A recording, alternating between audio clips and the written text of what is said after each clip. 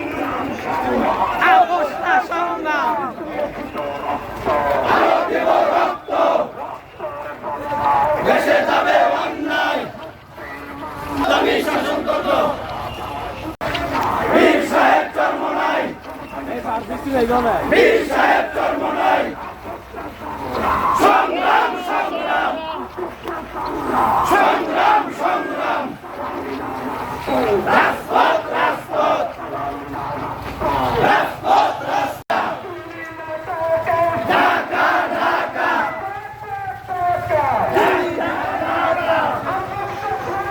সংগ্রাম সংগ্রাম আরো দিব রক্ত বেঁচে যাবে অন্যায় রক্তের বন্যায় বেঁচে যাবে অন্যায় লজ্জায় বাঁচি না আরো দিব রক্ত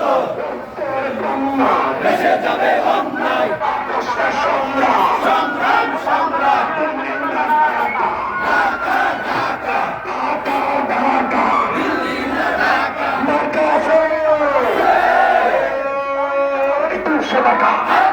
এবার চাপে জয়ের মালা ধরবে কেড়ে মাঝে দিতে সে মায় কয় গালায় কয় নানি কয় নানায় কয় ধরে ভাই এক তালে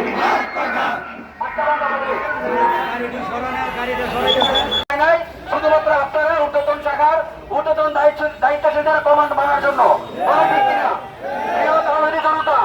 আপনারা জানেন হযরত ওমর ফারুক রাদিয়াল্লাহু আনহু বলেছেন ইসলাম টিকানোর সংগঠন ছাড়া আর সংগঠন টিকতে পারে না আনুগত্য ছাড়া।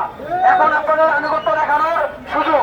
আপনারা একটু আমাকে কমিটমেন্ট করবেন যতক্ষণ না পর্যন্ত জুলাই অভ্যুত্থানের শহীদ যোদ্ধাদের না হবে ততক্ষণ পর্যন্ত আপনারা কেউ ওই মাঠ ছেড়ে যাবেন না।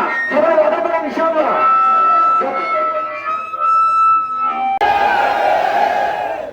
আমি পরিষ্কার বলতে চাই আজকে এই দিনে বাংলার জমি থেকে যেভাবে ওই বেশিরভাগ শেখ হাসিনা পড়াইছে ওই শেখ হাসিনা বাংলাদেশে আর কোনোদিন আসতে পারবে না, ঠিক কিনা? আমরা আসার সুযোগ দিব না, ঠিক কিনা?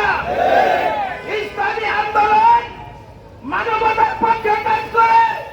ইসলামী আন্দোলন কোরআন সুন্নাহর ভিত্তিতে এদেশে মানুষ পরিচালনা হবে, এদেশের সংসদ পরিচালনা হবে, সেই উদ্দেশ্য নিয়ে কাজ করা, ঠিক কিনা? আপনারা সকলেই জানেন দীর্ঘ 53 বছর এদেশ স্বাধীন হয়েছে, কিন্তু আজ পর্যন্ত আমরা করতে পারি নাই, ঠিক কিনা? ওই দিন ওই স্বাধীন সুফল ভোগ করতে পারবো যেদিন কোরআন হাদিসের আইন এই সংসদে বাস্তবায়ন হয়, ঠিক কিনা?